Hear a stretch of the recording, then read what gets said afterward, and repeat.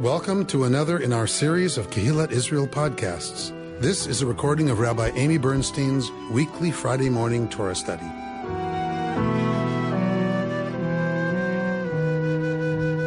We are beginning the book of Exodus together. But since we're in the third year of the triennial cycle, it means that we are in the last third of every portion, including the last third of the first portion of the book of Exodus. And by going to the last third, we missed a lot. So let's just remember what happened. In the first third of this parsha, we have the scene open where we have a Pharaoh who knew not Joseph. The Hebrews have been declined. They have been, what's the word? Demoted. No, they've descended into slavery and are being terribly oppressed by Pharaoh and the entire system. They are brick makers. That is their work. And they get punished as soon as there's any kind of challenge. Their situation gets worse. First of all, they have descended into slavery. They've been in slavery for 400 years. Moshe is born at the time that the edict has gone out to drown every firstborn in the Nile.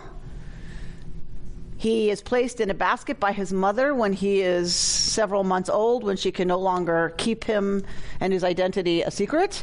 She lines a basket with bitumen, so it will be waterproof. She places him in the basket and in the reeds, and she has Miriam keep watch over the baby.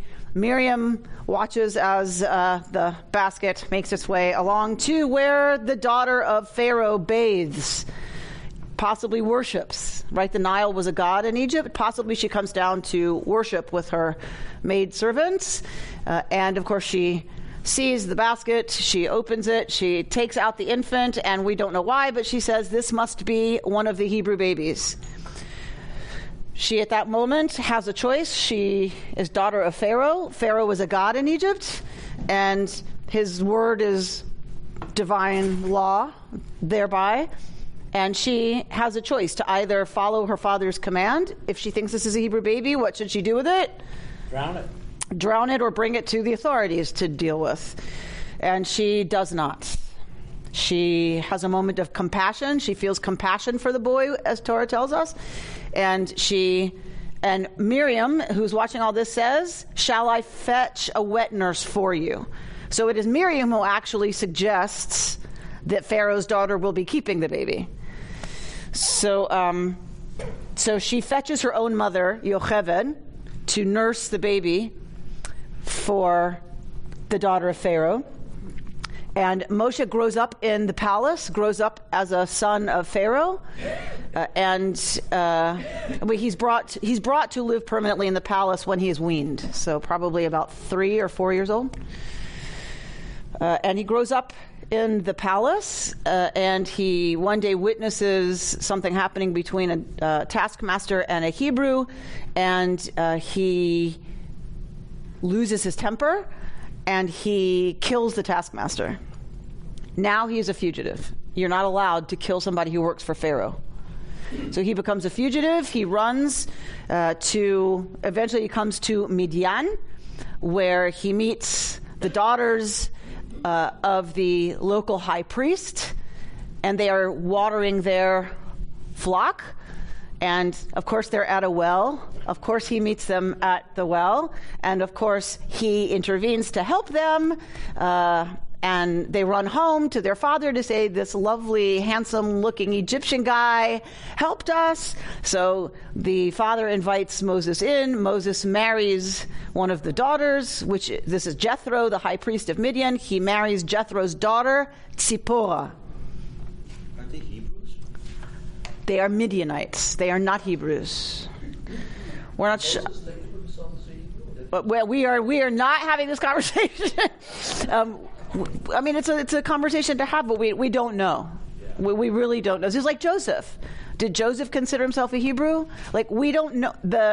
I am someone who holds that Moses doesn't know he's a Hebrew. He thinks he's an Egyptian. Until the theophany at the bush.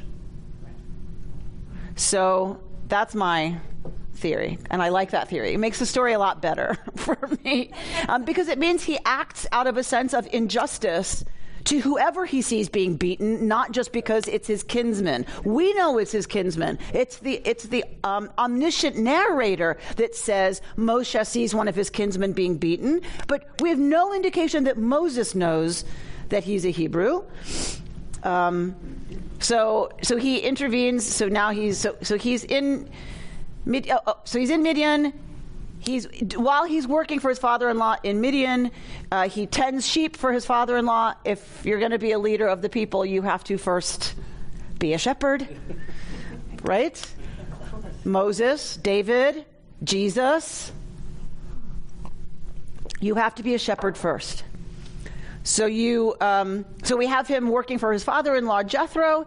One day, while he's dealing with the sheep, he sees a bush on fire.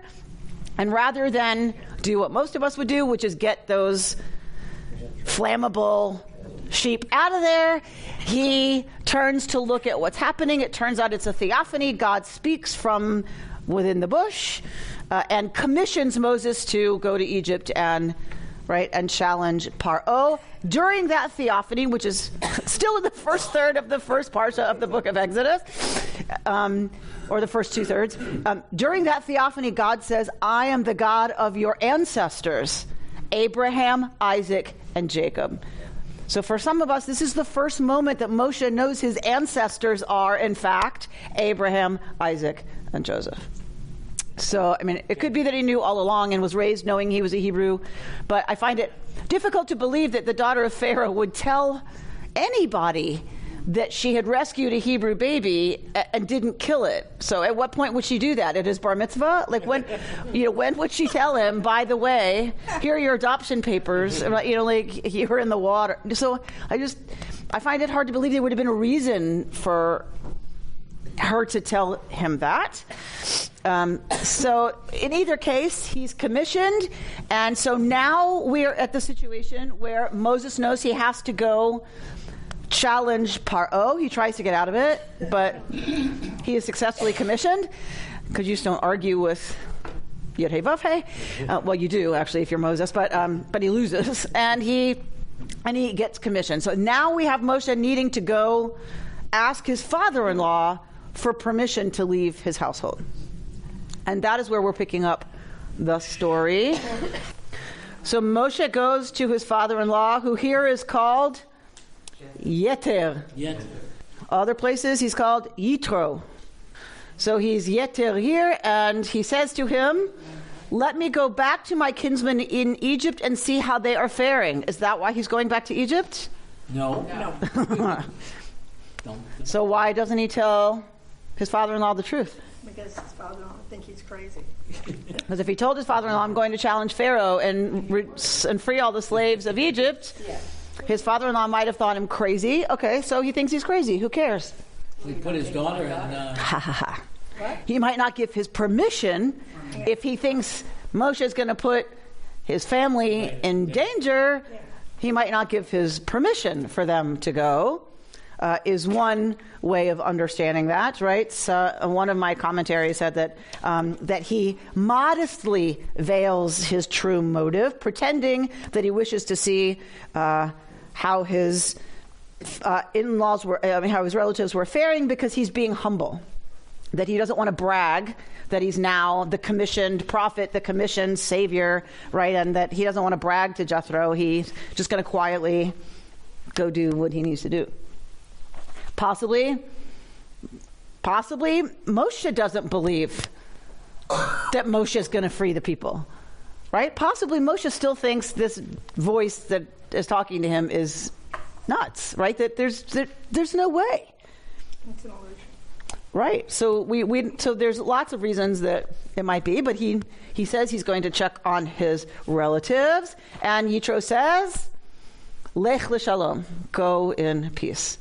So God says to Moshe in Midian, go back to Egypt, for all the men who sought to kill you are dead. So Maybe God knows that Moshe is nervous, right? That he's still a fugitive, technically. Like, why should he go back and put his own life in danger? He can't rescue the people if they arrest and kill him first. So God assures him that everyone who sought to kill you is dead. So Moshe takes his wife and sons. This is the first time we're getting a plural, 2 sons. So we never heard about the birth of Eliezer. We just know of the birth of Gershom. So he clearly has sons. They mount them right on donkeys, and Moshe, it says here, Vayikach Moshe et mateh ha'Elohim biyado, that he took the mateh ha'Elohim, the mateh of God, biyado. This is so terse. There's no descriptors here. There's no description. There's no explanation. Most likely, this is already a tradition, and we've lost the other material around it. But that clearly there was, everyone understood what mateh ha'Elohim meant, the mateh of God, right? That it was already something that had a lot of description. Later legend gives this a lot of description, that it was made out of sapphire and blah, blah, blah, and it was heavy, and it had the name of something God inscribed on it. Like, so, but due to the amount of material around it later, we have every reason to believe there was some tradition around this rod that it's like the terebinth of Mamre, right? That when Abraham is sitting at the terebinth of Mamre, everyone knew what that was. All right, 21. It's interesting when God is speaking, Yud-Heh-Vav is speaking to Moses in no particular place. I mean, it's just in Midian. Mm-hmm. It's not. It doesn't say in a dream. Did the rabbis figure out where he was?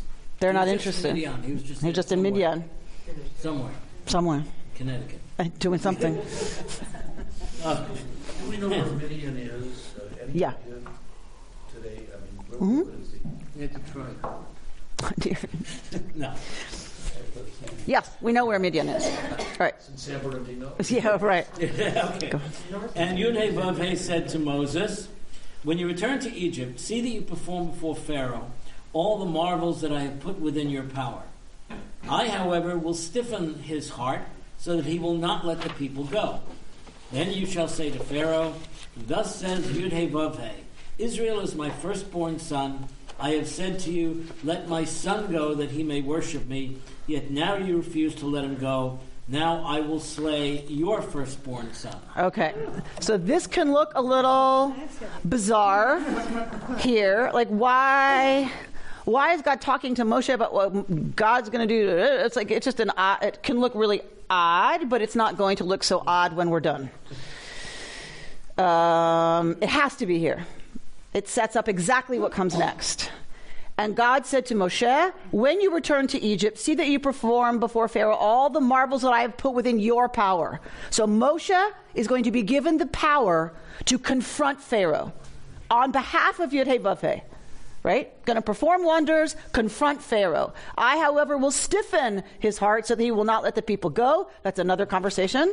Maybe you can have that with Rabbi Hyman next week. When you get more of this. I'm prepared to have a little bit of it, but not a lot, because we have a lot of material to do. So then you shall say to Pharaoh, right? Once God stiffens Pharaoh's heart, you shall say, who? Moses is going to be directed to say to Pharaoh, thus says Yud-Heh-Vav. So Moshe is going to give him the power to confront Pharaoh. Pharaoh's going to say no. Then Moshe is supposed to say, on behalf of Yud-Heh-Vav, Israel is my bechor, my firstborn. So this is God speaking through Moshe to Pharaoh. Israel is my firstborn, and I've said to you, let my son go, that he might worship me. And you, Pharaoh, refused to let him go. So now I'm going to slay your firstborn. Okay. That's where we are. That has to happen. That has to go there for us to understand anything about what happens next. Because what happens next is a bizarre scene that we're going to unpack. At a night encampment on the way, Yud-Heh-Vav encountered him and sought to kill him. So Zipporah took a flint and cut off her son's foreskin and touched his legs with it, saying, "You are truly a bridegroom of blood to me." And when God let him alone, she said, "A bridegroom of blood because of the circumcision." Okay. We good? That's weird. We good? We good? We good? All right. So, Who's the him? what did we just have? We just had Moshe challenging Pharaoh, saying on behalf of God, Israel is Bechori, is my firstborn. I've asked you to essentially deliver my firstborn. You said no, so now I'm going to take your firstborn. Okay. The agent of that is who's involved in this next scene. So at a night encampment, this is not something unusual to us, is it? The night encounter is a very common motif of the hero narrative, right? We have it with Jacob, right? And we have it later in the Hebrew Bible as well, outside of the 5 books of Moses 2 other times. So you wouldn't know those texts necessarily, but so this is a common motif, the night encounter. So makes perfect sense. At a night encampment on the way, Yud-He Vav-He sought to kill him. So now we have to figure out who he is. Who's him? What are the only possibilities? Could be Moses. Could be Moses. Who else could it be? Sons. Well, God wouldn't seek to kill God's self. No. What is it you said? I thought you asked who's talking. No. Who's the him? God sought to kill him.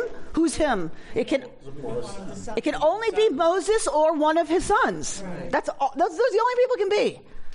All right, so not too many possibilities, right?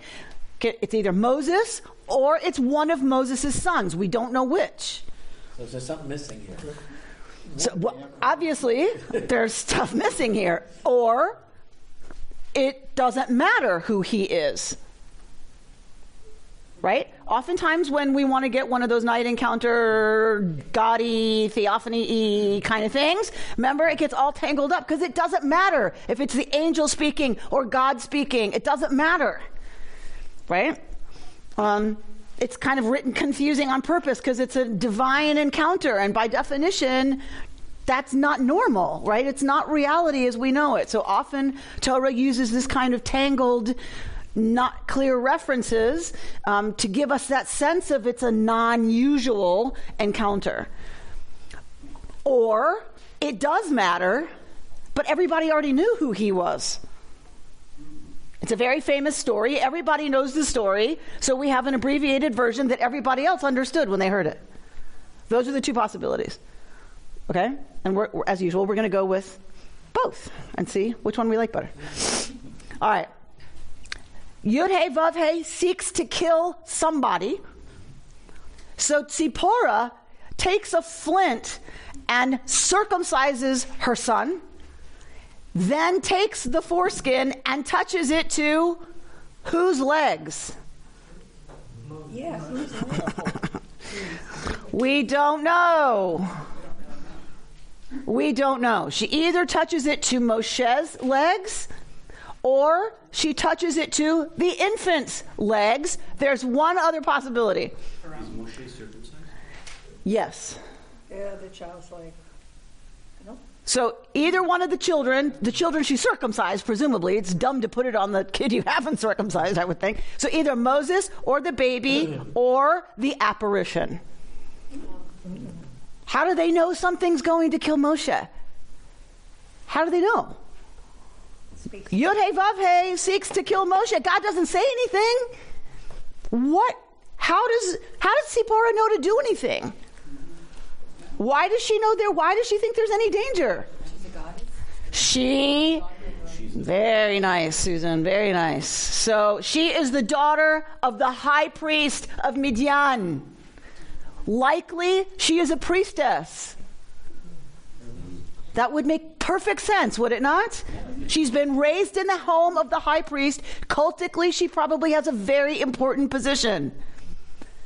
She somehow apprehends that something terrible is about to happen. We don't have anything from Moshe. 0, FS, nothing. No reaction, no response, no words, no nothing. Either they both get what's happening and Moshe has no clue what to do, or it's Tzipporah who puts together the signs, right, that something's coming after somebody in her family. And she knows immediately what to do, probably from a cultic position of authority. She knows what to do. This is not a bris, then. This is a bris. But where did it come from? Is this the first bris that we have a reference to, or in the Torah? Abraham is the first. All the Hebrews were circumcised. If you were of the family of Abraham, you were circumcised. Here they're in Egypt, and Sippa is the daughter of a Midianite. Was that part of their culture? So let's hold that question for 1 second. It's a good question. Let's hold it for a second. So she knows immediately what to do. She does it. She doesn't hesitate. She does it. Possibly she's holding the foreskin, right, and touching it to whatever she has apprehended to be evidence of the threat. Right? Evidence of what? The threat. Those are the only possibilities, really. Right? But it changes a little bit the story depending on who God is coming after and who she touches the foreskin to. It changes it a little bit. Yeah, why is this going to help? The blood, I know. Yes, we're going to get there. I think that marriage is quite symbolic. I mean, Moses being a Levite, and Zipporah being the daughter of the high priest, that's an interesting bond to me. In these cultures, these marriages are very symbolic. So what's it symbolic of in our case? Well, I mean, power. I mean, spiritual power. In a way. I mean, the couple is going to be able to do something.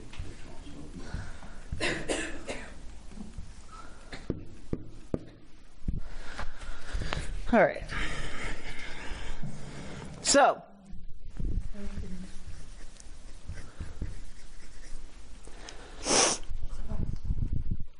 Chatan.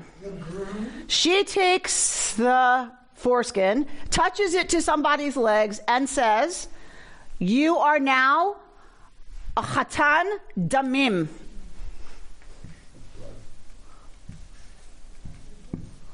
Right?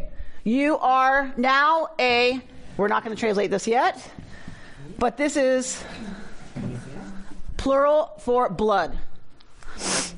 Okay. You are a groom of blood to me. Okay. So this could seem... This is what makes people think, obviously, it is Moses' legs that are involved, because he is, to her, a chatan.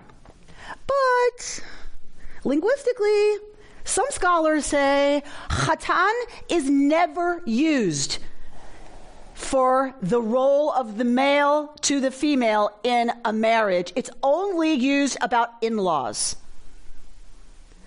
The in-laws would say, he is the chatan to my daughter. It would never say that Moshe was, that I'm the chatan of Tzipporah. Is there a different word for husband? Baal or Ish, but that they don't seem, the scholars believe it's not used, there's not another word used commonly self-indicating or indicating the role, right? It's either a legal status that they're talking about or chatan, and chatan means by the in-laws, right? You're a chatan by your in-laws. Does that make sense? Okay. If you're a chatan, I just lost the page. If you're a chatan, and and the definition of that has to do with in-laws, then whose legs would she be touching the foreskin to if we use it that way? Let's just go with that interpretation. If chatan is about in-laws, whose legs is she touching the foreskin to? The kids. These are in-laws, not Moshe. Because her child is going to become a chatan. Her son will be a chatan. He will be, through in-laws, married. Right? So in that case, if chatan equals something about in-laws, right, and your kin status through marriage, then it has to be the infant or the child. But also the night before the Hebrews move out of Israel. Mehmet got there first. Okay. Answering your question. All right, but we're going to get there. But we cannot ignore the fact that chatan in Arabic means circumcision.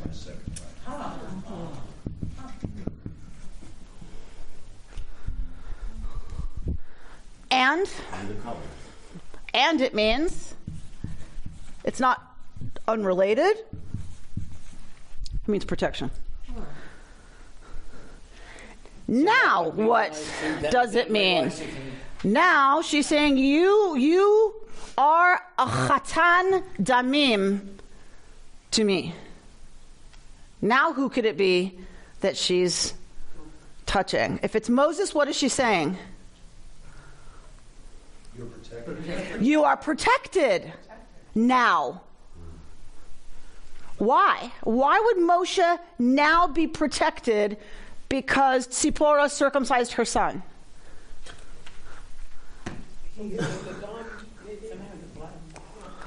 She applies Abraham's... Go to where you were going earlier.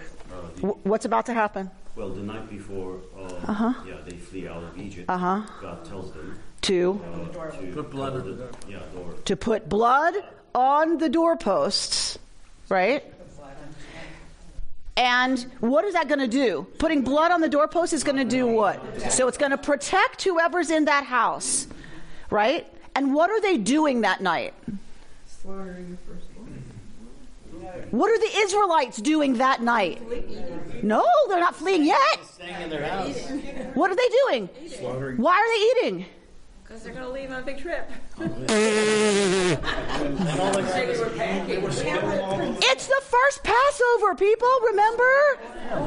They're to eat unleavened bread and roasted meat with their loins girded, ready to go. They celebrate the first Passover while they're slaves in Egypt. Only people who are circumcised can participate in the Passover meal. If that's the case, and Moshe's son had not been circumcised, Moshe's son could not participate in the Passover meal, and therefore could not be one of the people who were protected and who were going to leave. He would have died. Therefore, possibly, this means she touches the foreskin to her son's legs and says, now you are protected. And will be protected that night. And does this also protect the women who hold the foreskin? So maybe there's a role here of protection as well for the females who Hold the foreskin, gave birth to the baby. Okay, so maybe there's some ritual we don't know about, huh? becomes a Hebrew herself. No, she does not. She does not become a Hebrew. There are two sons. So one son was already circumcised? When was Moses circumcised? When he was born. When he was born, he was found circumcised. The Egyptians circumcised. Okay. But if she doesn't become a Hebrew, how is she protected that night? So we don't know anything about her status being protected. It's the firstborn who are protected. Oh. Right? The slaying of the firstborn happens all over Egypt. What exempts any firstborn from dying that night is the blood on the doorposts. It's the blood of protection. And now we have a bloody incident here, right? They absolutely parallel, right? It's a chiastic structure. So, danger to the firstborn, blood. Blood, danger to the firstborn, right? It's a chiastic structure. So these go together. These texts absolutely go together. That Moshe, okay, but let's take it further, because there's more here. So Moshe, so possibly she's saying now her son will be protected that night of the bloody protection thing. He'll be protected that night from death, right? That's going to happen to firstborns. Now, so it has to be, in that sense, Gershom. It has to be his firstborn, right, that we're talking about here. But let's go the other way. Let's go with, it is Moshe who is now protected. Why? How could it be that Moshe is now protected? What would have been the danger? What did we just say God said? You're going to go to Pharaoh, and you're going to say, Pharaoh, I'm taking your... Israel's my firstborn. You're putting my firstborn at risk. I'm taking your firstborn. How might Moshe have been in danger in that situation? Pharaoh could have killed him. Sure. Right. Possibly this ritual is God saying to Moshe, you cannot possibly stand before Pharaoh and say, right, Israel's my firstborn, let them go, and if not, I'm coming after yours, when you haven't even circumcised your own son. You haven't taken care of your firstborn. How can you go and stand before Pharaoh and demand anything about my firstborn and threaten his firstborn when you haven't dealt with the protection to your own son? If circumcision is tied, if that blood is tied, as we know it is, to protection, some kind of even saving power possibly early on, right, in Israelite culture, then Moshe has to deal with his own firstborn first before he can stand before Pharaoh and say anything about Israel. What was Moses circumcised? Yes. He was. Yes. Yes. So why would he not have circumcised his firstborn? So because he didn't know. He didn't know he was a Hebrew. He knew at this point. all right, so what are the possibilities? He's living in Midian, Right. in the high priest of Midian's house. The mother of his child is Midianite. He assimilated. Didn't we say, though, that the Midianites circumcised, or no, the Egyptians? What, Linda? No, the Egyptians circumcised their children, but the Midianites didn't. We don't know. We don't know. But we know that she did. She circumcised a child. Now? Yeah. Now? There's no reason to believe it was her culture to circumcise. Moshe's living in Midian as a Midianite. There's no understanding yet of that he's not living as part of, first of all, there's no Jews yet, right? There's no such thing as Jews. You're just part of the Abrahamic lineage, tribe. He's maybe just found that out a few chapters ago at a bush in Midian. Well, what does that mean? All right, I'm a descendant of Abraham, Isaac, and whatever. Okay, he knows nothing, presumably, about being raised as a Hebrew or what that even means. I mean, he was around Hebrews, right? But what does he know about what that actually means? Why would he, in some sense, circumcise his son if he didn't understand that to be important? But if we assume he didn't understand it, Zipporah did understand. Zipporah understands something. Something, but she understood that this was serious. Yeah. Yeah. The child. Yeah. But Miriam might have known things. She might have. She was overseeing his protection, and she could have told him. She could have told Moshe? Well, then how come Moshe doesn't do something? She disappeared from his life much earlier. But Moshe doesn't get it. But even as an Egyptian, he should have circumcised. If he was living into Egyptian culture. He did. He grew up in it. But we don't know that he's living as an Egyptian in Midian. But he must Why have would left he be in the house? as an adult. Yeah. Why? Sure, but okay, let's go back though to Joseph, right? So Joseph, who clearly completely assimilates, possibly Moshe completely assimilates into Midianite culture. Right. So He's married the top of Midian, married at the top of the Midianite power structure. There's no reason to believe he had a deep attachment to Egyptian culture or what they did, and possibly he deferred to the mother. She's a high priestess. If she doesn't want her son circumcised, Moshe's like, whatever you want, dear. Like you can imagine that she has a lot of power in this relationship. Clearly, she has cultic familiarity and power. You don't just cut off a piece of somebody's body, particularly their genitalia, without knowing what you're doing. Right? Your own son? You're not going to do something like that if you don't know what you're doing. Right? She knew how to do this. So she knew what to do, and she knew how to do it, and she did it quickly. Like boom, boom, surgery, done. Right?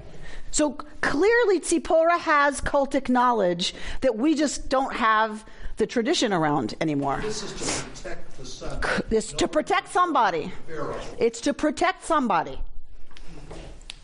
We don't know who. We can read it a couple of ways. I read it. Torah wants to tell us that mothers and women in the family are very important. Yeah. I read it like that. I mean, we got it. So Well, I think for sure what we have is a remnant of a culture that believed that. We have a remnant of it. By this time, the patriarch has complete control over everybody in the house, but our women stay very involved. The mothers in our tradition are very powerful. Certainly, there are backstories as we've studied this book of Genesis this year. There are backstories we've lost to all of them, and I think Tzipporah absolutely is one of them, whose backstory we just don't have. We've lost that material because it was a patriarchal tradition that chose what to preserve and what not. But for sure, we have a remnant here of a story that's very much about the mother, the female head of household, both being a cultic figure and being incredibly powerful around making a decision like that, and discerning and knowing what to do in that moment, and also acting, right? Like, If she hadn't done this, the whole story wouldn't have happened. correct.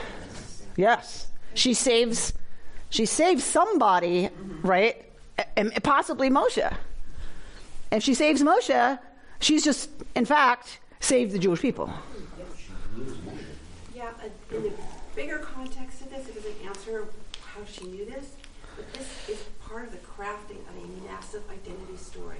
So if you have a baby that's in the water, literally, like symbolically, and who's the mother, who's the father, who's the nation, who's this, it almost is like she knows more than he does. And he is the process of which a whole group is going to find their identity. He doesn't even have that identity yet. She actually has more feeling for something that he is. So it's actually even more of a setup as there's a bush, what does that mean? Who is Abraham? What is my lineage? It's really it sets up even more of a plot twist or some kind of thing, like he doesn't have it yet, but she does. Right.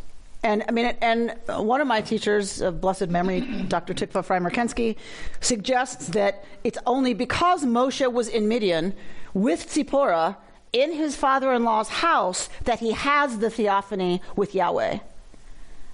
That Moses is introduced to Yahweh through Midian, through Tzipporah, and through Jethro. That's how he accesses Yud-Heh-Vav-Heh. That he has no clue about any of this. He's been raised a spoiled Egyptian brat, a royal brat his whole life, who loses his temper and kills somebody. Right? He's not exactly leadership material in terms of, we don't know anything about his, character or anything, and that it's his time with Tzipporah where he starts, right, he sees what an identity like that is. He sees what an identity means in relationship to the cult, in relationship to something bigger.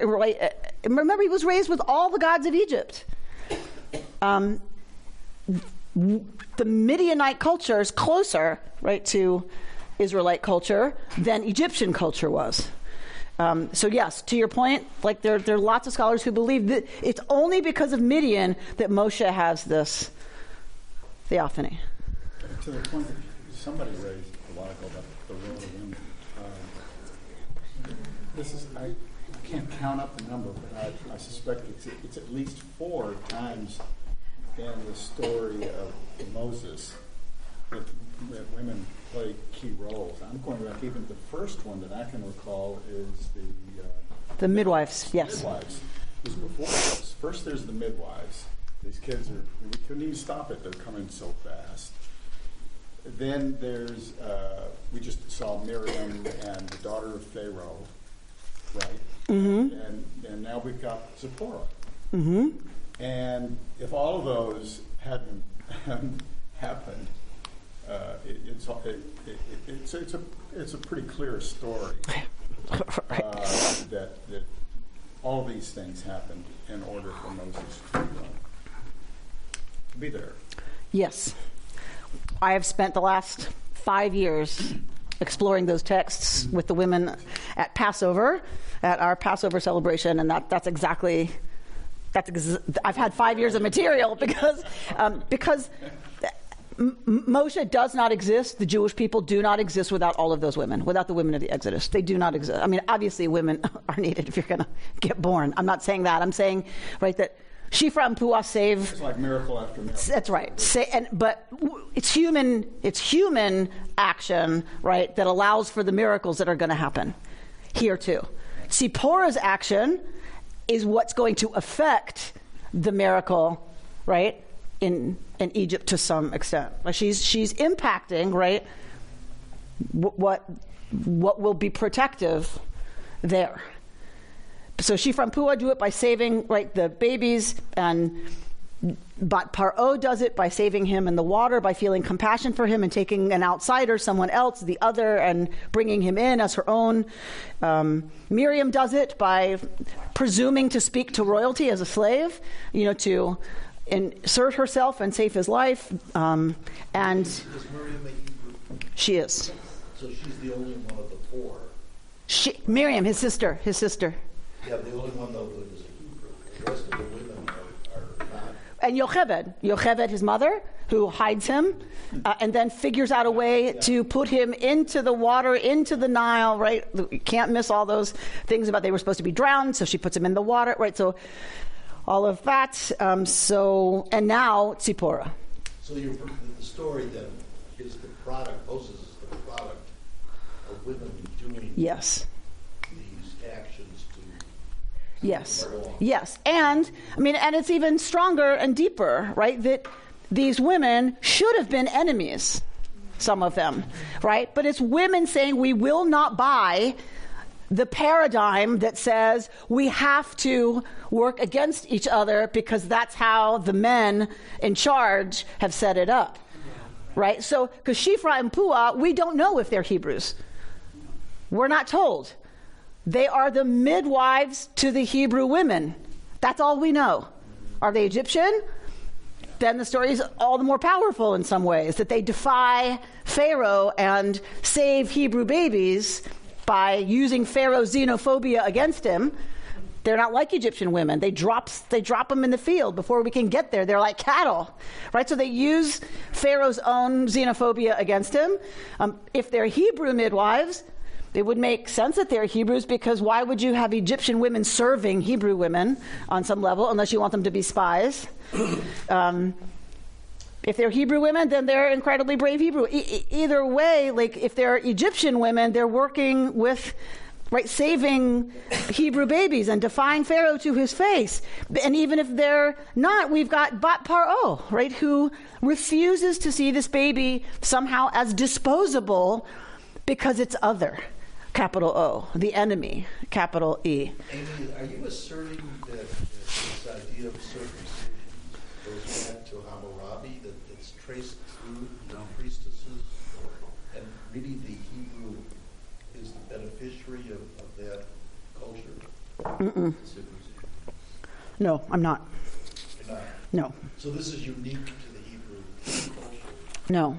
Circumcision is known in the region.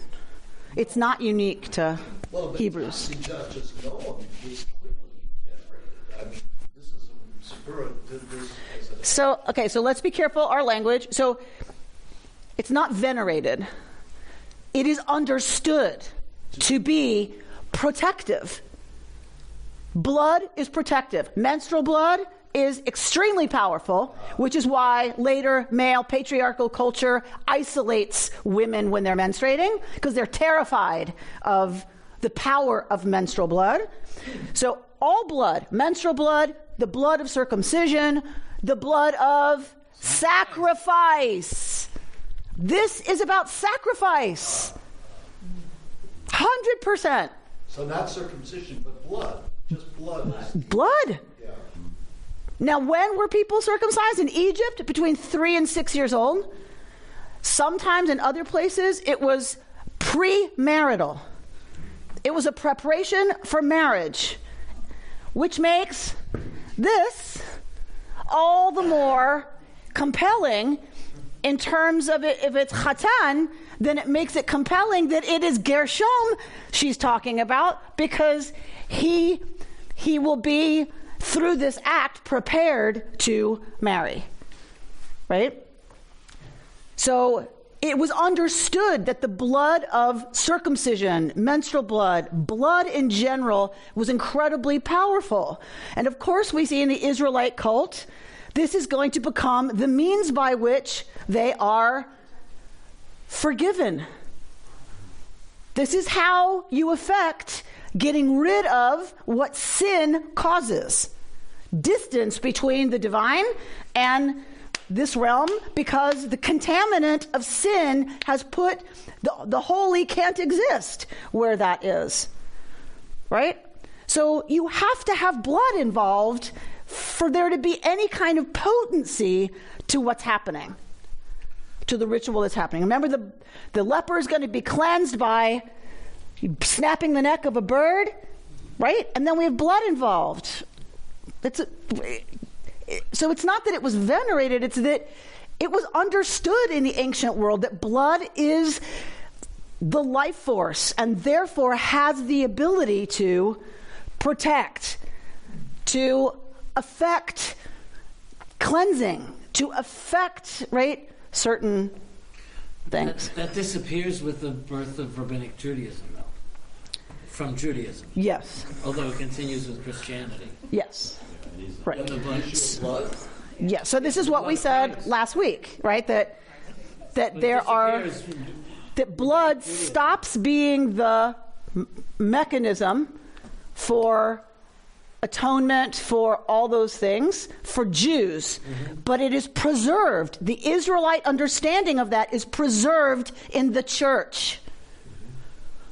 It goes directly to biblical religion, right? That it's Jews branched off this way, Christianity branched off this way, and they kept those rituals.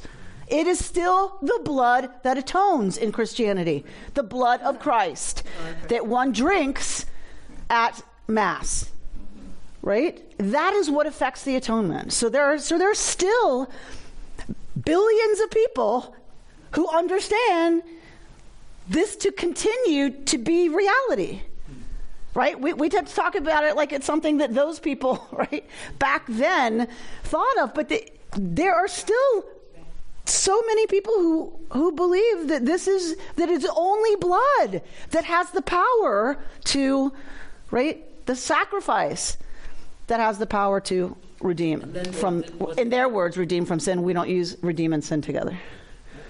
In the Middle Ages, wasn't there this anti-Semitic idea that Jews were drinking yes, of blood course, like yes, Christian children, of course, yes, and abusing yes, the power of blood? Of course. Which was not our idea, it was their idea. We got rid of that a long time ago. All right. So is it Babylonian then the same rabbinic aspect of circumcision? It was no protective, it was a right into itself? Circumcision from Sinai, circumcision is covenantal. It is the covenant in the flesh. It goes back to Abraham. Abraham, I mean, it's the covenant then, but Sinai, I mean, it becomes the sign of the covenant in the flesh. So it's never referenced ever in Torah, ever as protective. Ever. We are assigning it that value here.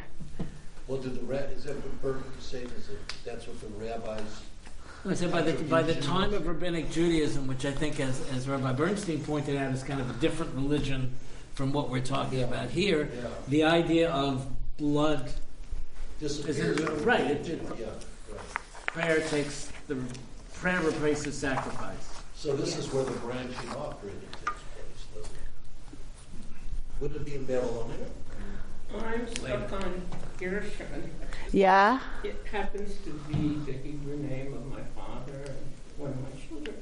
But this is not that I've taken Torah. I've been in Torah study for that long. But I've just never heard that name. And why isn't more made of John? Since he was the first one to be circumcised. So it's a very interesting question. So why don't we hear more about Gershom and Eliezer? I think partly it is an argument against the prophetic role being in any way inherited. They don't matter. They don't matter. They are nothing. And not in a bad way. They don't need to get mentioned because they don't matter. They're his sons, right? And so I think it's a purposeful argument, against the role of the prophet being somehow passed on from father to son. It's Joshua who is Moses' protege, right? It's Joshua who's always at Moshe's side, we're told. And it's to him that Moshe passes the zappage, right, from Sinai. He puts his hands on him and does smicha, right? He passes on the and it's the Spirit of God that's in Joshua and later in David, right? You know, that it has to be the person themselves that merits the role of priest. It's about their character. It's about their ability to access, right, that other realm, the realm from which prophecy comes. And so, in a sense, they have to earn it. It's not that Torah doesn't believe in inheritance of roles, because we have the priest. And Aaron, his authority goes directly to his sons, and only to his sons. No one else can be a priest. So it's not that Torah denigrates that system, it's that Torah is very clear which gets inherited how. And so I think actually it's a balance of powers. It's a balance of powers. That you have the inherited priestly line that's not going to change. Nobody can become a priest. You get born a priest. Only. And you have the prophet who can only come into authority as a prophet, who can only be a prophet because God chooses them because of who they are. You cannot inherit it. And no one ever does, right? We never get anyone's son being a prophet. And so I think it's actually the balance of those kinds of powers. The one says we have to keep the trains running on time, and it just clips along like this, and this is what you do, and you change the oil, and you check the brakes, and you make sure the electricity is working, and you make right? And it clips along. You light the menorah, you have the showbread, you do the sacrifices, you wash your you do all the temple rituals. And you have the prophet whose role is to say, y'all are screwing it all up. All you care about is keeping the trains running on time. Where are the trains going? Has anybody checked? Did they get there? Are the people happy with their experience on the train? Like, what's the point of travel? Right? So it's kind of this balance of needing things to be regular and continue, and all of the things that regularity means and that's great for us, routine. And you have the prophet saying, but you can't just focus on that. What is your sacrifices to me, says Isaiah? the prophet, right? The great prophet. What do your sacrifices mean to me when you're treating the poor unjustly, right? And you're turning away from the people who are suffering. Really? Who cares about your sacrifices? So I think it's a built-in checks and balance. I think I've said this to you before, and now we ask the rabbi to be both. Keep my Micha Mocha melody or I'm out of here. It better stay the same. Give me a Lecha Dodi I don't know and I'm walking. Right? It better all stay the same like I like it. Better go on exactly like I like it. What do you mean we're changing the start time to 7 o'clock from 7:30? I'm not coming then. So, right, there's that. But then we're all... And the board meetings and the executive committee meetings and everything that happens on there. And we're supposed to be over here going, y'all are focused on all the wrong things. Who cares if it's 7 o'clock? Are they having an experience? Do they like what's happening? Sure, they know about Lecha Dodi, but do they know what Lecha Dodi means? Like, are they welcoming the beloved into their hearts and into their lives? Are we doing that as a community? I don't think so. We're having another meeting. And we're having another budget conversation. And we're focused on all... Okay, you want one person to do both of those. Are you asking for a raise?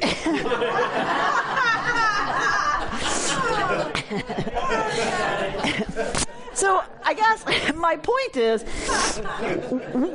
we've lost the tension between those that really makes for the best of both, right? Because they play off each other. And so instead, what we often have in contemporary Jewish community is this, right?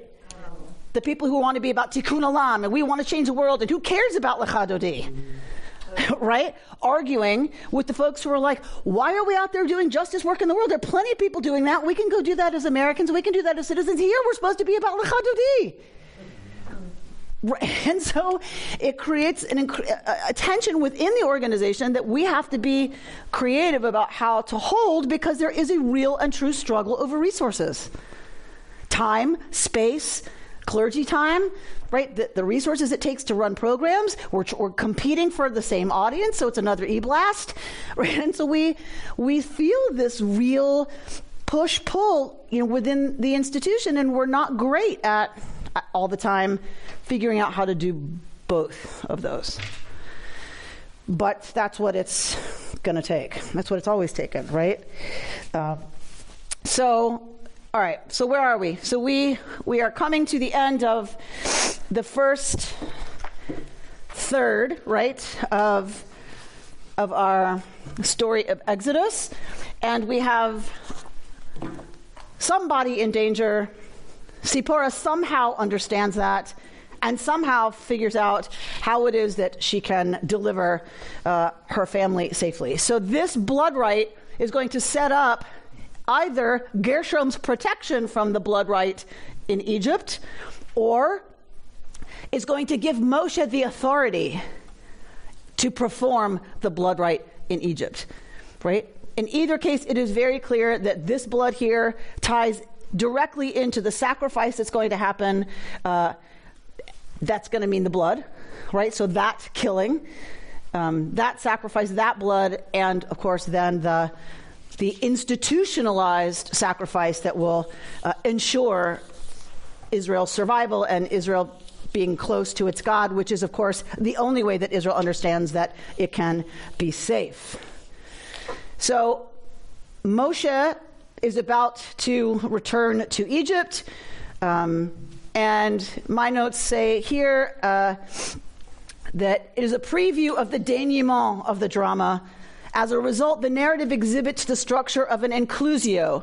It suggests on the eve of Moses' return to Egypt what will happen at his final departure. Right? So this kind of bookends, right? That this blood ritual is the night of his return, like the beginning of his Egypt experience, second Egypt experience.